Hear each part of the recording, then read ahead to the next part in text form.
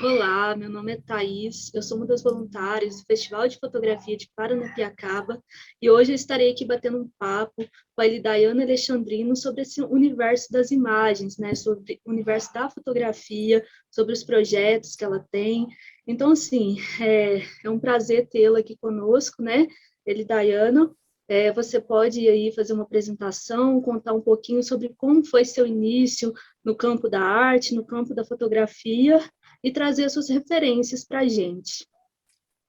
Primeiro, agradecer a oportunidade de estar aqui com vocês, estou muito feliz, né, de estar conversando, e trazer essas experiências dentro do campo da arte, da educação. Então, a minha experiência com arte e educação, né, começou, acho que muito cedo, quando criança, eu já fui sendo impactada pelo mundo das imagens, e foi a partir dessa relação que eu tive com a imagem impressa mesmo, né, a reprodução em livros, cartões postais, reproduções de imagens do campo da arte, que eu me interessei por estudar arte, mas quando na adolescência, enfim, e no período da infância, o que me interessava era olhar as imagens, eu queria aprender com elas.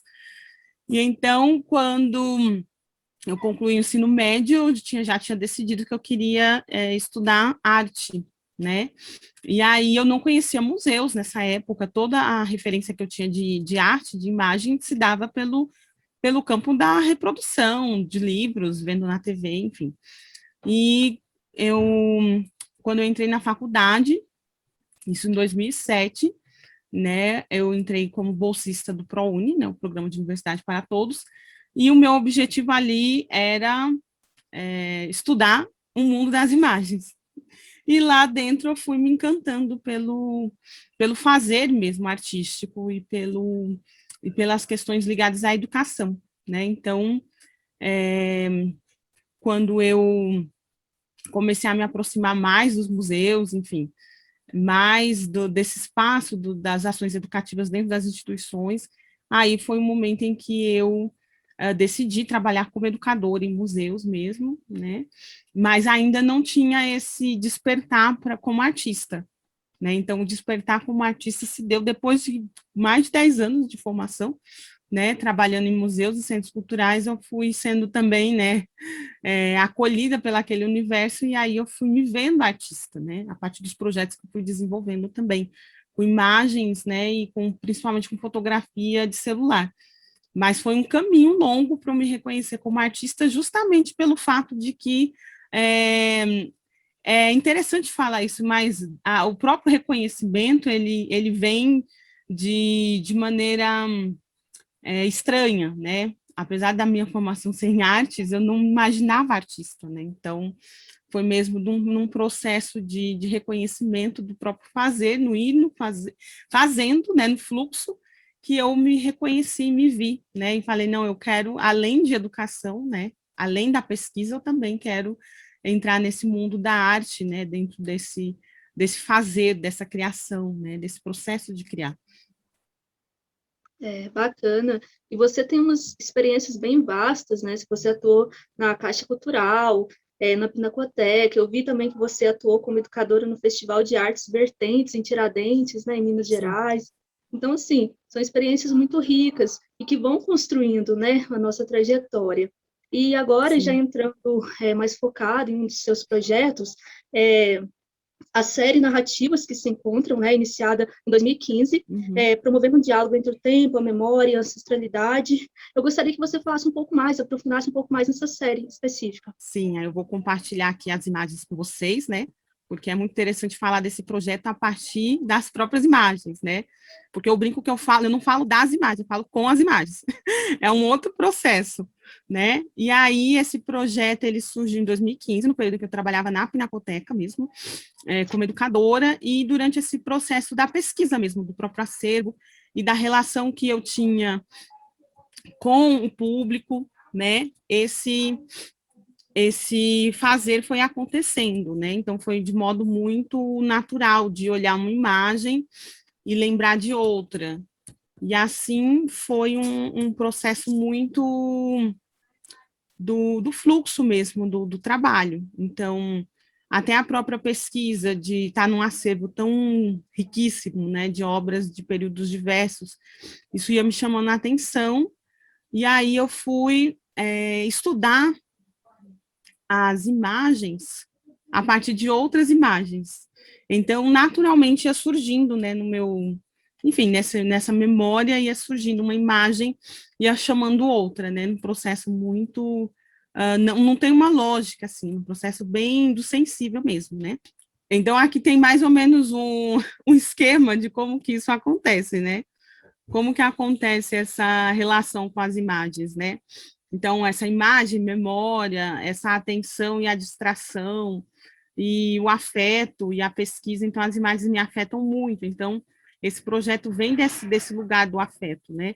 De como essas imagens, elas estavam, de certa forma, me chamando para um diálogo, né? Mesmo que esse diálogo seja silencioso, mas era um diálogo muito intenso, né? Então, o primeiro momento, o que interessava para mim era essa relação da semelhança, né? Então, muito ligado ao acervo do museu, né? Da Pinacoteca. Então, essas questões também ligadas ao feminino, né? As relações com o corpo, a relação com esse modelo, né? Que se estabelecia do feminino no período do século XIX em especial. Então, eu ficava me perguntando por que dessas representações, né? E por que dessa recorrência dentro da arte.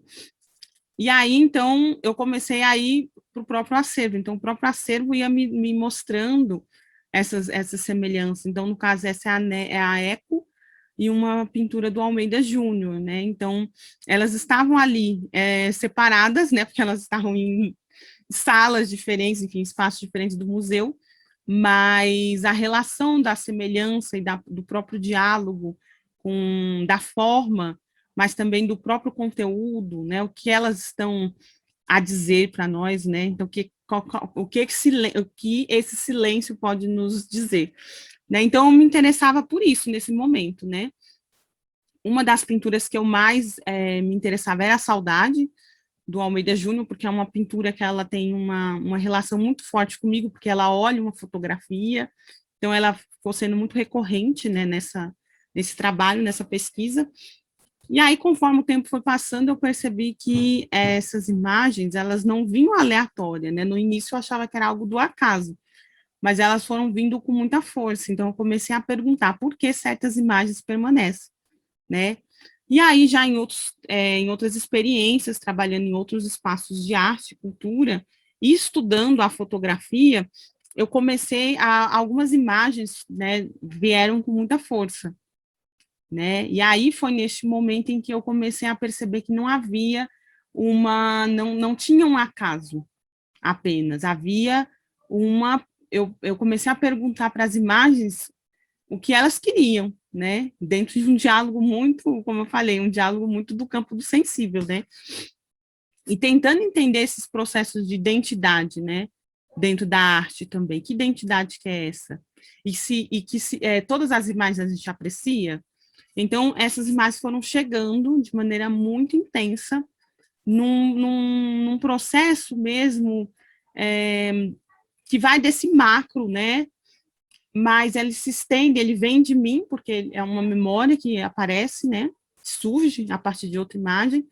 Então, fala de mim, mas também fala desse coletivo, dessa história que é um pouco maior. E aí eu comecei a perceber que havia uma mudança nessa minha pesquisa também, que a pesquisa estava indo para um caminho muito de um processo mais complexo, né?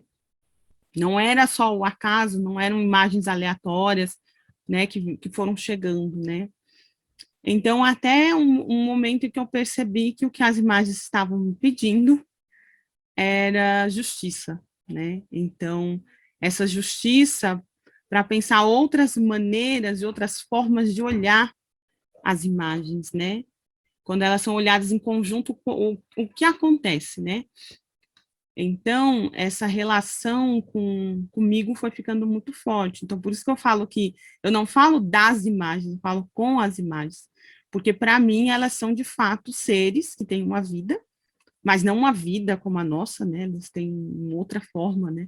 E a gente tem que ter essa consciência de que as imagens têm mais por vir do que nós, né? Como diz o Didi Uberman, elas estão no mundo há mais tempo, né? E elas podem nos ensinar muito mais do que a gente possa imaginar. Então, nesse processo de pensar a justiça pelas imagens, entra também a minha própria história, né? Então, por muito tempo eu estava no macro, pensando essas narrativas visuais do campo da história da arte, depois do campo da cultura visual, enfim, expandindo cada vez mais até chegar em mim, né? Então, em 2019, eu coloco uma imagem minha, eu aproximo um autorretrato meu de uma escultura egípcia, e foi nesse momento que eu entendi mais ou menos o que eu estava fazendo, porque até então estava muito no fluxo, né, da vida, essas imagens eu ia compartilhando no Facebook, no Instagram, que elas chegavam de um jeito tão intenso que eu precisei criar a página para compartilhar mesmo como uma ideia de partilha, não tinha uma meta, algo muito estabelecido, né? E eu também nem me via como artista, né? Então, em 2019, quando eu insiro essa minha imagem junto à escultura egípcia, aí eu entendo, aí eu me reconheço como artista. Eu acho interessante trazer isso, porque é como se essa minha ancestralidade, né, essa África tão antiga, que parece que estava tão distante, ela se aproximou de mim, né? Mesmo sendo fragmentada, ela tem muita história para me contar. E mesmo eu fragmentada também, né, por conta de toda uma narrativa de violência de viver num país como o Brasil, colonizado, em que a história foi omitiram a nossa história, tiraram as nossas memórias, mesmo assim, elas ainda insistem, elas ainda estão aqui. Mesmo sem saber de que África eu vim, eu sei que eu vim da África. Então, eu pego esse poder de volta, né, e começo a construir uma nova narrativa para mim mesma a partir das imagens. Então, eu começo a colocar imagens de mim, né, e da minha família. Então, essa aqui sou eu com 8 anos de idade, né. Então, nesse período, eu não imaginava, em hipótese alguma, que a terra dos meus ancestrais foi uma terra, uma civilização, né, uma civilização muito importante, que desenvolveu tecnologias que até hoje as pessoas ainda estudam e não sabem como entender todo o processo, né? Enfim, a arquitetura, a matemática, as artes como um todo, a própria linguagem. Então, pensar o Egito, né? Como o Egito foi aparecendo na minha história, foi esse retorno, como se eu estivesse retornando à terra dos meus ancestrais, né? Então, assim, me colocar como faraó, como rainha, é uma forma de justiça, né? Também. E aí, eu já vou trazendo essas questões ligadas à imagem, que ela expande, ela não está só no campo da história da arte, né? Ela não está só nesse campo da cultura visual, enfim, ela expande para um lugar muito íntimo, muito próximo de mim, e ao mesmo tempo distante, e ao mesmo tempo para o coletivo, né? Porque acho que no momento em que eu coloco essas imagens, que são do meu rosto, mas elas dialogam com o povo da diáspora, elas não falam só de mim, né? E pensar e como esse trabalho ele foi me moldando também no melhor sentido, né? Ele foi trazendo para mim outras possibilidades de me reconhecer, né? E aí eu inseri a minha família, né? Então fui do macro para o micro, no sentido de essas imagens que fazem parte do meu álbum de família, né? Então, é o meu grande álbum de família de imagens. Então, todas essas imagens são importantes para mim, nesse sentido de um reconhecimento, né? E de uma narrativa que é muito mais expandida, né? Que conta mais sobre o mundo do que sobre mim também, né? Ela é complexa. Então, aí eu coloquei a minha mãe, meu irmão, e muita gente num campo muito do fluxo da vida, sem forçar nada. As imagens foram chegando, né? E eu fui acolhendo essas imagens e buscando inserir elas dentro desse projeto da melhor forma possível, né? Esse é o meu pai e uma pintura da Milo Jones, que é uma artista negra, que trabalha muito com retrato, então eu me identifico muito com essa artista. E aí, o trabalho ele ficou por bastante tempo na rede, né? Ficou de 2015 até 2019 no Facebook e no Instagram, mas eu senti uma necessidade de compartilhar essas imagens com outras pessoas, né? De dar um corpo para essas imagens, então eu criei o Laboratório de Escuta de Imagens, que aí é um trabalho em que eu imprimo, né, essas imagens. Hoje tem aproximadamente 700 dípticos de imagens, e eu imprimi para essa ação cerca de 120, porque eu acho importante trazer essa materialidade, né, porque a materialidade aproxima, né, as pessoas, né, e essa relação, eu quero que as pessoas tenham uma relação de proximidade com as imagens, assim como eu tenho, né, e que essas imagens possam dizer para elas o que elas também disseram para mim, ou os segredos que vai chegar a cada um de um jeito, né. Então, no laboratório, eu convido as pessoas a ouvir as imagens e depois criar como se fosse uma curadoria com essas imagens, traçando mesmo um diálogo, né? Um diálogo que cada um vai buscar a partir dessas relações que estabelece com as imagens, né? Algo muito também do campo da experimentação, nada forçado, né? Nada, é muito desse campo do sensível mesmo, né?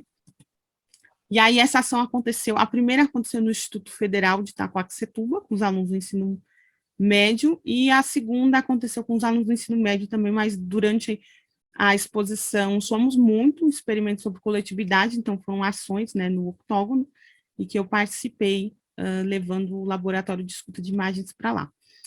E aí, para finalizar essa minha conversa, enfim, essa relação que eu tenho com as imagens, hoje eu já penso, pensando na ancestralidade, essa memória, hoje eu já penso que ela tem uma relação com a encruzilhada, né, e eu tomo emprestado esse termo da Leda Martins, né, que ela vem do teatro, né, da performance, e ela traz algo muito que eu me identifico muito. Então, ela diz o seguinte, ela diz que a encruzilhada é o lugar radical de centramento e descentramento, intersecções e desvios, textos e traduções, confluências e atrações, influências e divergências, fusões e rupturas, multiplicidade e convergência, unidade e pluralidade, origem e disseminação.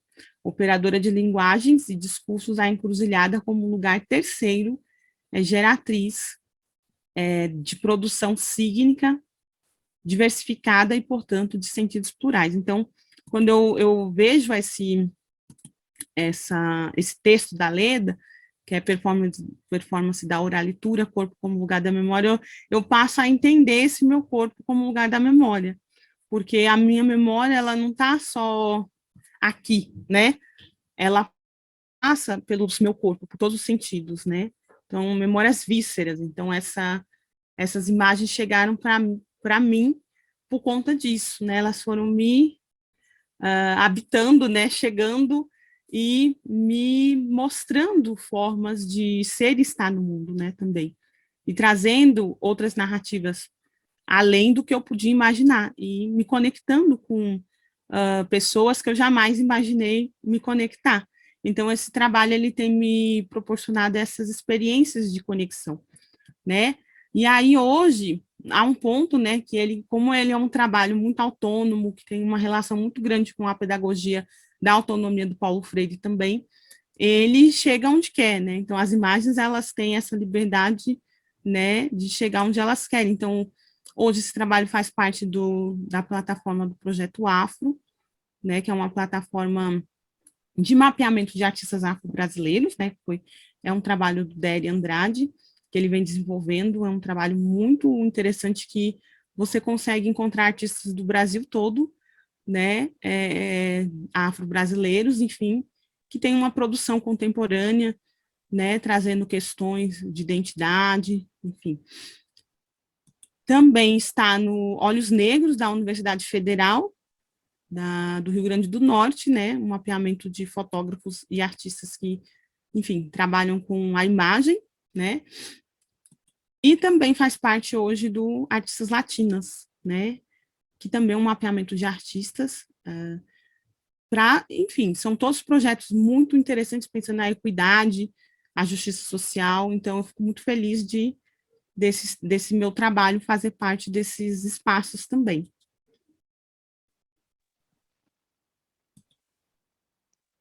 Nossa, eu estou encantada, seu trabalho é muito potente, ele cria pontes, diálogos, e você tem essa questão de ensinar, né, de compartilhar o conhecimento e de aprender com esses processos. Então, assim, eu agradeço imensamente pela sua participação em nome do festival, por esse espaço de troca, né, entre mulheres que são da arte, que trazem suas referências. E, assim, eu gostaria que você deixasse assim, uma última mensagem, assim, para quem é da área, e, né, pudesse abrir aí para sua participação assim, final e agradecer também muito mesmo, né, de verdade, assim, a sua participação.